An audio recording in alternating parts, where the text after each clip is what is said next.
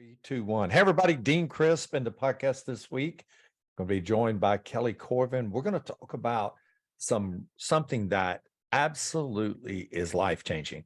I believe it's really going to have a major impact on you and your life. And the title of it is The Significant You. And I'll tell you right now, this one is probably going to be a couple of parts because there's so much about being significant. And I will tell you this, that the second you decide to be significant in any principal important part of your life, it changes not only you, but it changes the people around you. It changes your organization. It is a major, major difference maker.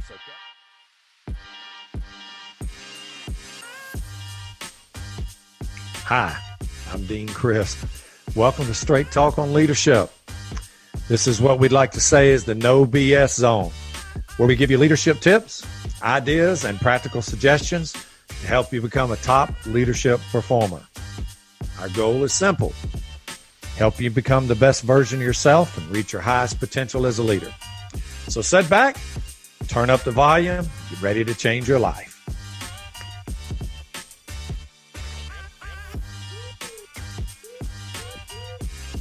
And if I wasn't trying to be significant, I wouldn't do it. But it was back when I was like really going through a rough patch of leadership and just not really digging it and not being happy and just miserable. Every day was a challenge. And, I had those dark periods in my career, in my life. And, I remember like a gift I gave to myself that literally changed me. And it was, first of all, I changed my mindset. And if you've been in the class, you know the story. If you read some of the books, you know some of the story. But when I changed my mindset, the one gift I gave myself that honestly I live by every single day today, and it is, if you really want to help people, see them for what they can be, not what they are. And, I swear it's like it killed my negative thoughts on people. I was always bitching, whining, moaning or whatever about stuff. And I still, we all still fall into those traps, but it's like, if I can see you for what you can be, not what you are, that's the greatest gift that you can give yourself and give someone else.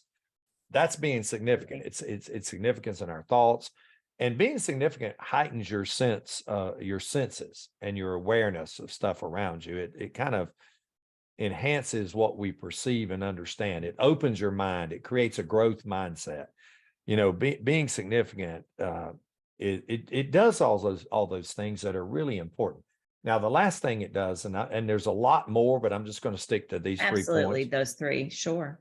The last one is resilience. Being significant creates an absolute resilience that you cannot buy. I'm going to tell you something right now. If you were to ask me, like, I got a new leader and I really want to help them, I'd say, okay, if you really want to help them, start developing bulletproof skill sets that keeps them resilient. Because I tell people this all the time, and this is the one thing that I want to say to a lot of people out there in our podcast audience is, if you're going to work somewhere 30 years, or you're going to be in this profession 25, 30 years, I don't care what it is. Now, please don't take this to be rude, crude, or ill-mannered. Just take it for what it is. If you're going to work for 20 or 30 years, any place, if you're going to work in the organization, you're going to work in law enforcement, you got to remember this: the organization you work for is going to screw you. They are going to do things to you that you're not going to like. They're going to transfer you. They're going to make you work overtime. They're going to do things that you want to do, you ain't going to do. They're going to send some other people to school instead of you. It's called administrative betrayal. And when you get administrative betrayal flowing through your veins, resiliency goes out the door, because you want to fight back. You want to get people back. You want to swing at them. You want to do whatever you want to do. But if you're going to be significant, you got to drop all that, and you got to find a way to control yourself to be resilient to where you bounce back. Now, what does resiliency mean? If I were to define not being resilient, I'd say you get bent out of shape. Being resilient means that when you bend yourself back into shape, that you're stronger than you were before. And So being significant creates a strength inside of you that will completely change when bad things happen. And I'll tell you right now, not to wax biblical, but the Bible, when it talks about hard times, it doesn't say if they come, it says when they come. Right. I mean, when you And think about Job, he's like the perfect example biblically of somebody who is resilient. He's got that inner connection that he needs, that inner why that propels him forward. well, like I say, you create and being significant, it's kind of like the state of who we are is three things: our beliefs, what we stand for, and absolutely what the standard would we hold ourselves to. And when you do that, it's like you become resilient pretty quickly. And we're all going to go through those administrative betrayals. We're all going to go through those things that we don't like, those transfers, those promotions, we're going to go through them. And being significant will help make you more bulletproof. It will create the resilience inside of you that is really, really important. So, I think those are really important. And being significant matters. It matters, especially to those we lead and to those that are in our family and those we serve. And we got to remember, being significant is not a destination. It's a daily journey. It is. It is. And I know in your own personal life, like mine, you got to wake up every single day and stop negotiating with yourself. Set a high standard, have a high belief system, and stand for something. When you do, being significant means that when you know the crowd is wrong and you want to join them, you'll stand alone and be right. And that takes a freaking really strong person that when the group says, no, let's do this. And no, and you take a stand, you say, no, we're not. I'm not going to do that. That's not what we need to be doing. You guys might have an agreement, and whatever personal gain you got by being part of the crowd, you got to do it. I'm going to stand alone, and that is not easy. Being significant means you're going to stand alone on many occasions. I mean, there's no doubt about it. You have probably a 40-year career. I know it hasn't been easy over time. One of the things that we see in class evaluations and just in talking to students on breaks and things of that nature, especially when they attend the servant officer class, because that class is really a lot more about changing your mindset in terms of service toward others, whether it's inside your organization or whether it's the general public that officers deal with every day, is that concept of they'll say, gosh, I felt so jaded until I came to this class, or I was really starting to burn out. And the whole talk to the administrative betrayal that you spoke to, this question, I think, would be really good to answer for people is, what do you think holds people back, kind of from becoming significant and being able to find that resiliency that keeps them propelled forward and looking toward the future? Well, being significant is not like a definitive mark, but I would say that being significant means you're in the top 10% of whatever you're trying to do. Mm-hmm. Like when you look at the top 10% of the performers, to be honest with you, what holds most people back is not easy, because when you get near the top 10, you'll quit. When you get good is the enemy of significance. And when you get good at something, you let your talents kind of take over. And instead of pushing yourself past that, you'll be comfortable and you'll just say, oh, that's good enough. And, you're your own worst enemy, because good sometimes, and this is the craziest thing ever. Your organization, and when I say this, people, I know you're going to you're just going to be like, oh my God. But I'm going to tell you something right now, and you ain't going to like this, but it's so true. Your organization does not support significant people, nor does it promote significant. It promotes average. It promotes a standard of just above or below average, and employees can work there for 30 years being below average or just a little bit average. Why is that? That? Why do you think that's a trend? Well, it's a trend because the accountability for holding people to those much, much higher standards is really not possible, because it has to be a personal accountability to go to a high standard. You can't hold people accountable to a standard that they don't want to go to. You can force them, but you'll manipulate them, and the only time they'll do it's when you're looking. To be significant, Absolutely. you got to do it when other people ain't looking. You got to do it when the lights are off. You got to do it when there's nobody there. You got to do it when you're the only one sitting in the office, when it's, everybody's gone 2 hours ago, or you're the only one. I mean, that's significance, or you're the only one sitting in a hospital bed when the person you are literally watching over has been in a coma or been out of it for 3 days and 4 days, and you ain't slept, and, or a kid is crying at a scene you go to, and, instead of just saying, hey, here's social services, pick that kid up and nurture them and say, look, it's going to be okay. I get it. I understand it. I'm here for you. Being significant is doing things other people won't do. And we don't have a form that says pick a kid up when they're crying. We just got a form that says call the right authorities, which is literally the average standard. And so Yeah. when you're going to be in the top 10% of anything, you're going to have to create a great deal of self-discipline and self-motivation to create momentum. And most people stop their momentum at average.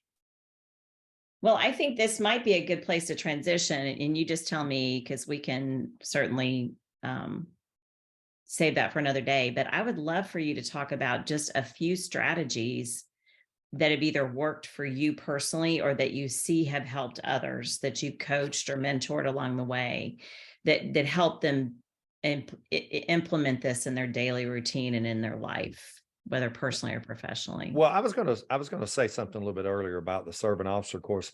What it really does is reconnects people to their belief and why they did this job in the first place, which is a major, major component. You have to believe in yourself. And first of all, if you're going to be significant, you've got to have that major belief in yourself.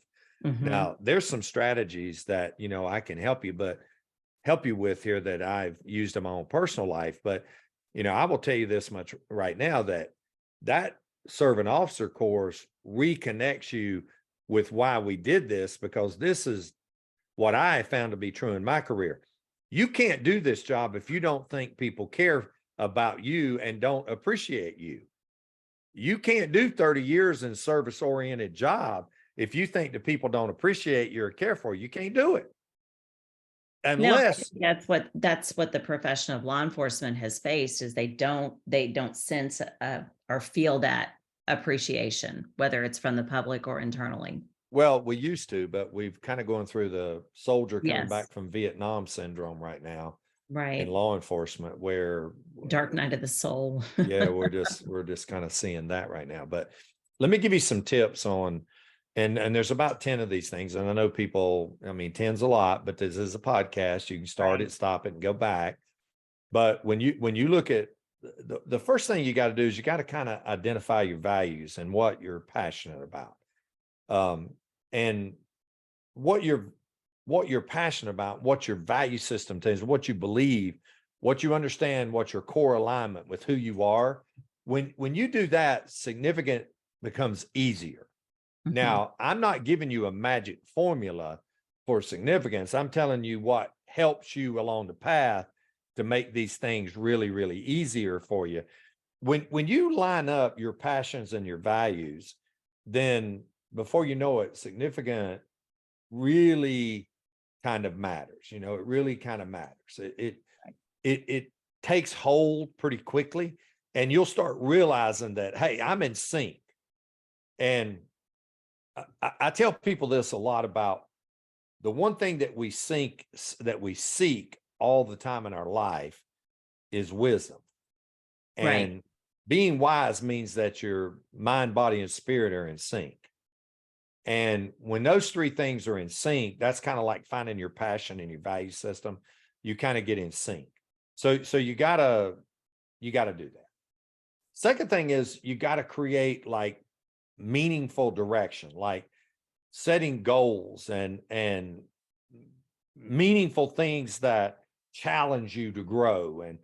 And you got to set short-term, medium, and long-term goals. Like your long-term goal is certainly to be significant. Your short-term goal is, all right, let's do some acts of significance to start getting my mind to think like that. Like start looking for opportunities. The reason 99% of people miss opportunities is because they ain't looking for them. Right. Yeah, that's true. And you've got to look for them. You like, all right, I go to a restaurant, I go in there and there's paper towels all over the floor. Well, get a paper towel, pick those up, wash your hands, throw them in the trash can. You know, that may sound like, oh my God, I don't want to do that. Somebody else, that's a nasty job. Yes, it is, but therein lies the significance. Not Mhm. everybody will do it. They're thinking somebody else will do it. Absolutely. You know, when you got a waitress that is struggling, or don't be rude, tip them more. Don't reward their ignorance, but reward the kindness. Yeah. And just that you got to set goals for yourself. You got to seek opportunities to be significant, because when you set goals and you seek those opportunities, you really start kind of the path. It's kind of like you got to do that. And I'm not talking about New Year's resolutions. I'm talking about things that really. The smart method, are they specific enough? Are they measurable, achievable, realistic? And is there a time limit that you can put on it? Like, I want to run a 5K in July. So am I doing the things necessary on a day-to-day basis to prepare for that? Well, I've been wanting to read this book. Okay, right. Buy the book, Mm-hmm. put it by your nightstand, set yourself a date when you're going to finish it, and then pick up and Love do it it. every single day. Start your mindset on that. I Right. mean, I'm going to spend time at the office. I'm going to start walking around the office. Things that help you push your significance. Mm-hmm. Set kind of goals for that. The third thing is you got to kind of cultivate your expertise and skills. You got to invest in yourself. You've got to kind of invest in your own knowledge and your own skills. There's three things that make you who you are. There's your talents, skills, and attributes. Mm-hmm. The talents come pretty naturally. Your skills are things that you need to develop. Like here'd be an example of being significant.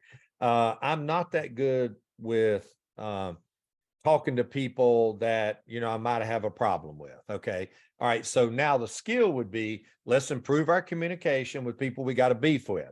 Now, how do we do that? All right. Let's go find an opportunity to find common ground with them. Mm-hmm. That, and just the introduction of how are we alike? These are pushing ourselves, and none of us want to do those things. And you've got to kind of try to, I don't mean this from the standpoint of being haughty or, you trying to be a know-it-all, but try to be the best expert you can be in what your field is. Like if you're a detective, then find ways to increase your knowledge, your expertise, and attend seminars and listen to podcasts, and just do simple stuff. And I don't want anybody to run out there and say, I'm trying to get you to be an expert. Not at all. But push yourself in that direction creates a significant mindset. Right. And Right. one of the things I found about knowledge is that when I get it, I want to share it. Yeah. So the more knowledge you have, be an FTO, be a trainer, step up, cultivate your expertise, find a way to pass on what you're trying to do. And remember, continuous growing and learning and self-improvement, there is no better prevention than burnout than that right there. Right. Continuous self-improvement and learning and continually pushing the envelope. Absolutely. The fourth thing, be proactive. You've got to take initiative. You have got to stop saying, I kind of want to. You've got to stop saying someday. You got to stop saying when I get around to it. You've got to be proactive. You've actively got to find a way to make a difference. Mm-hmm. Seek out gaps in your knowledge. Like, one of the things that and this is a big problem for a lot of people. They get promoted and their job title is way past their expertise or their experience. And so when their job title is way past their expertise or experience, they've got a major gap. Mhm. And one of the ways you feel that's be proactive in your knowledge gathering. Like take the initiative to find out, how do I get better? There's no, I guess the best thing I could say here is be intentional. Completely be intentional in the actions that you want. And make a public proclamation to trying to be significant to yourself. Hey, I'm going to be significant. I don't care what other people say. I'm going to try to be the best version of myself and perform in the top 10%. You've Right. got to be proactive, and making a proclamation is a way of being proactive. The fifth thing, you got to find people that are smarter than you. You got to find people that are brighter than you. You got to find people that are going to push you. You got to collaborate. You've got to find things that are going to make you do things at a high level. You're going to have to find people that are going to help you, show you the path. You're going to have to collaborate with others. You're going to have to find common ground. You got to engage in meaningful conversations with people. You've got to be able to do things that literally you don't want to do. So you got to collaborate with other people. That's one of the things that helps you be Mhm. significant, because you see the standard that other people are holding themselves to. And I don't mean Like that this, one. I don't mean this in a bad way, but stop hanging around with people that are equal to or dumber than you. And I don't mean to say that in a bad way, but there are some people that will literally not hold themselves to a high standard, and you'll hang around with them, and before you know it, you'll be just like them. And just network with people who are holding themselves smarter, faster, quicker, proactive. Absolutely. Find those people and hang out with them, because you will become what you hang out with. Absolutely. No, it's Any so com- true. The any company comment? you keep. Yeah. Oh yeah. Number 6. This is one that provides its own self kind of motivation, but serve and contribute to others. You have got to find ways to give back. You have got to find ways to, what you're good at, share with other people. When Mhm. you do that, you create a chemical, or you don't create it, you just activate a chemical called oxytocin, which creates an entirely different positive outlook on life. It creates the warm and fuzzy feeling that we have for connection.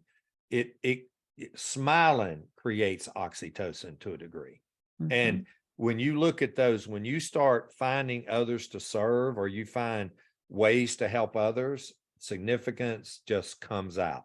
Because one of the things that happens is, when you're getting paid to do something, you're generally not getting paid to do it at a significant level. You're just getting paid to do it at an average level. Yeah. So the motivation, when the money matches the pay or the effort, you generally stop. When you serve, it never stops. Like those don't match. Like your service will outgo the things you're doing, because you're getting back positive motivation. You kind of create this super motivation when you start Right. giving and you start serving others. It just crazy. So you got to serve, you got to contribute, you've got to give back to others. No, Now, absolutely. And I think that what that really does too for you as a person, not only the biochemical effect, but it also helps you internalize what you're trying to teach better. I just find that when I share things with people, it just helps me absorb it more and use it more effectively than just random knowledge. service is a great motivator for significance. Hmm. Number 7, you got to be, as we said about earlier, it creates resilience, but you got to persevere. When they tell you no, you got to say, nope, I'm not listening. No, and I'm going to say this to my audience. All right. I'm going to say this to the audience, and I'll say this, Kelly, to you and Mackenzie. If I changed your perspective on no, do you think it would help you? Oh, sure. Yeah. I mean, you mean the word no, like Yeah. if you, If you I know, change your say, perspective on hearing no, do you think it would help you? sure. I mean, I think yeah, I'm not sure where you're going with that, but I mean, yeah, I'm sure it would. Well, let's say, for example, if you said, I really want to do this, and I said, no, you can't. Okay, that discourages you, that Sure. Yeah, demotivates just you. hearing that sure is always a discouragement of like, Yeah, oh, okay, that's right. You well, got to persevere, right? right. I'm gonna improve people's perseverance in like 30 seconds here because I'm gonna change their Okay. perspective on no. So let me ask you something you really want to do in life, Kelly. So let me Hmm. ask you. I don't care, and I know this is impromptu, but the effectiveness will show. What do you want to do? Write a book? Is that something you want to do, or what Oh, do you sure. really want That's to do? that I would love to write a book. I would love to teach other people about some of the areas that I feel like I have some knowledge in that would help them. How many no's do you think are in your way? Probably a lot. How many? Half a dozen to a dozen at 50, least. 30, 40, 50? Could be more than that. Yeah. Yeah. Okay, so think about that. Well, if there's 50 no's, then why don't you start getting busy on them? Because if you get busy on the no's and you get them out of the way, you get closer to the yes. That's true. That's a And good point. Yeah. you think about it. People are so afraid of the no's, they don't get them out of the way. If I know I've got 100 no's to get in what I want to get, shit, get busy and get on the nose. Get all the no's out of the Get way. our nose out of the way. If you get the nose out of the way, then you got yes. People look at no as a stopping point, but no should be a starting point. It should be a momentum point. All right, I Yeah. got that no out of the way. I got that no out of the way. I got that no out of the way. Here's my next no. You think about it. When I wrote this book and we published this book, Leadership Recipe, how many no's were in our way? Honestly, it took us a year and a half to publish this book. Yeah. How many no's were in our way? A lot. I mean, And, and and I what mean, we do? you can, well, first We of all, we had to find a publisher. Then and we we had to go started through that. Then we had to go through the editing process. We because heard, we got told by no, we got told by people, we got told no this, you got to do that, you got to do this, you got to. And then when we got the process, we got no. When we set back the editing copy, we got another no. When we set back that copy, we got no. We got the damn no's out of the way. it's true. Well, and I was going to say the other part of that too that that I think is also valuable for people to understand is that oftentimes you think about it. No, I think you've even said this in class before. No is that first word that kids learn, right? They learn no before they Yep. learn yes, The right? first word they learn. No. It's either the one they're hearing all the time because of their safety, no, don't touch that hot stove, no, don't go down that steep staircase without holding my hand, no, don't do this and this. Well, But it's also their no because they like to be yes, comfortable. And yes, they tell you exactly, they no. don't You want to put go, food towards you and they say no. You or you take try to potty train them and they say no, or well, whatever the case is. Yeah, even little, they'll say no. You want to hand them to a stranger, they'll cry, they'll say no. It's the first thing they learn.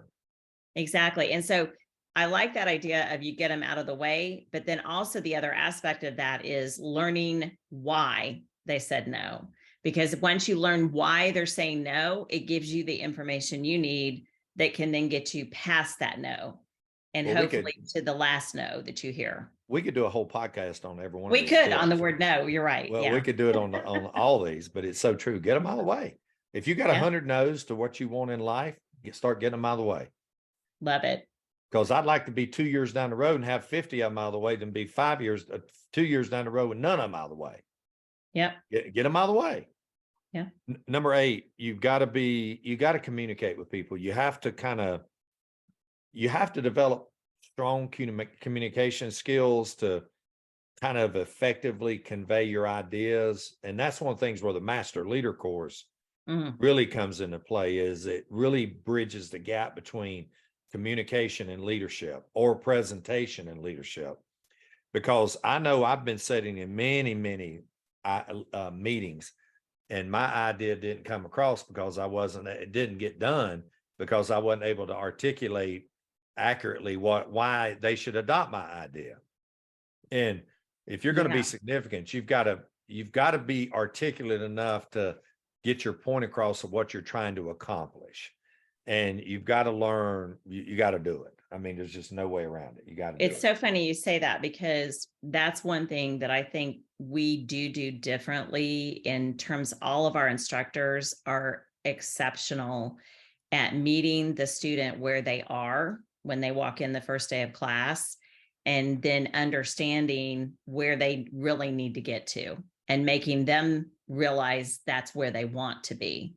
And that's the big difference, I think. I sent you one of those evals over the weekend from one of our classes, and the person kind of summed it up in very simplistic terms, but it was so great. She said, Dean Crisp and the other instructor at LHLN, not only do you hear what they're saying, but it sinks into your brain.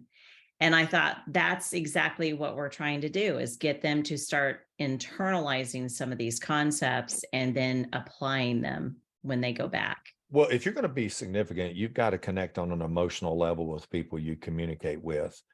And you can do that by showing kind of empathy, kind of understanding their different perspectives and having a little bit more of an open mind. Is that easy to do? Definitely not for law enforcement officers. The one thing that law enforcement officers, which is one of the reasons why people should take the servant officer course, is we teach people how to communicate from a position of authority. Yes. And when you communicate from a position of authority, it's generally my way or the highway. And that's not a good position, especially in leadership. But if you don't communicate on an emotional level with most people, then it just falls flat. So you've got to learn to be significant. You've got to communicate on a really effective emotional. You got to show empathy. You got to show humility. You got to be inspiring. I mean, just those things. And there's two things that can create all those things: empathy, humility, transparency. One is authenticity. When you are authentic, you can absolutely connect with a person when you're authentic. And showing humility is another way to do it. There's no doubt about connecting with that. But the other one is transparent, which means that the people don't believe you have an ulterior motive. And that is really hard to communicate. Absolutely. So anyway, so we'll go with that one, number 8. Then number 9 is you got to lead by example. You got to be a role model. You've got to be out there in the field with them. You have to get dirty. You have to go where they are. You can't text them all the time. You can't email them. You've got to see them. But you also have to, when you lead by example, they got to know you're not willing to have them do something you're not willing to do.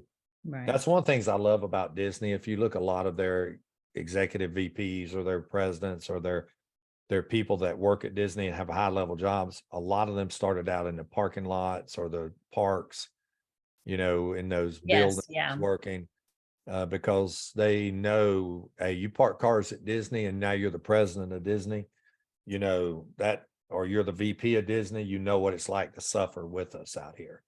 And in Florida, it's 9,000 degrees and the humidity is 9,000. And it's on asphalt usually, which absorbs the heat more. And that ain't fun doing that. Listen, I've directed traffic in my career one time for about 3 hours, and I didn't want no more of it. That was on an accident scene that was major, and I was young, and it was a fatality. And I stood out there, and it was almost 3 hours of directing traffic, and I was like miserable. I don't want to, and I can't imagine working at Disney and, going out there for 12 hours, 10 hours. But anyway, you got to lead by example. You got to get out there and do it. They want to see you out there doing it. The next thing is, and this is number 10, which I think is absolutely one of the most important things that we teach, but it's also one of the most important things you can do. In your life, you cannot just learn. You cannot just gain from experiences. In your life, you literally have to evolve. Life is about evolutions. Life is about one stage to the next, learning at the stage we were at, now evolving to the stage where we are. And if you look at life, the way we age is an evolution process. And a lot of times people don't take that to heart to understand the absolute brilliance of that. But as we evolve, we tend to get wiser. We tend to get more reserved. We tend to get more resilient. We tend to get more committed. I mean, those things. Now, when we're young, we're full of energy. we're full of enthusiasm. And that's why a lot of times you'll hear the old saying, the youth, young and wise does not go together, which is very true, because they haven't evolved yet into what they're going to be. So one of the things I want to encourage people is, don't look at your leadership training as a course you're taking. Look at it as an evolution to the next you. And there's a couple of things you always got to do. And I love these, Matthew McConaughey said those in his speech. If I can remember him, he said, one is you got to have something to look forward to. You got to have something to look up to, and you got to have something to chase. Well, when you're looking forward to something, you're looking up to something, and you're chasing something, you tend to be evolving. And so when life's about an evolution. If you're going to be significant, you've got to evolve into that significance. You're not going to wake up one morning and because you went to some, great class, or you're going to hear a great podcast like this one. You know what I'm saying? Well, we're hoping this just encourages you to continue that growth process. That's the whole goal. Yeah, I'm This is laughing to at that inspire and inform you. because we're certainly having fun at it. So I get it, but you've got to really, you've got to evolve. And so we're writing a blog this week. I wrote the blog this week on being significant. So this can be a kind of a companion to walk you through it. But you got to remember that significance is a personal journey and a complete personal choice. And, what is significant one person may not be significant for the other. But if you hold yourself to a high standard, you're trying to reach that standard that's high. But also remember, an easy marker is, am I in the top 10% of what the people who are doing this? And that gives you that kind of stuff. And, so it's really important to understand it's kind of this daily journey that we push ourselves to. And life is much better being significant. It really, really is. Well, and I think that you kind of answered this question, but I'll use it as kind of one for you to just wrap it up on the topic of significant you. The significant you is being significant different for each person, or is there kind of a general rule? And you've outlined kind of strategies, but if you want to use that and kind of run with it to wrap up the discussion, I think that'd be a great way to end. Well, significance is different for everybody, and there's different standards, and there's different talents, there's different abilities, there's different sizes, shapes. I mean, all of us have all those things that we're dealing with in terms of being significant. But one of the things you got to remember is, there's some things about life I can't change, but there are some things I can definitely change. One, it's what I believe in, it's what the standard I hold myself to, and what I'm willing to stand for. But it's also your mindset. It's also that ability to kind of say, all right, I'm at this point in my life, and we'll make a marker right now. I'm going to choose to be significant. And my other question to you is, what's the alternative? If you're not going to be significant, you're just going to go through life in survival mode. You're just going to go through life being average.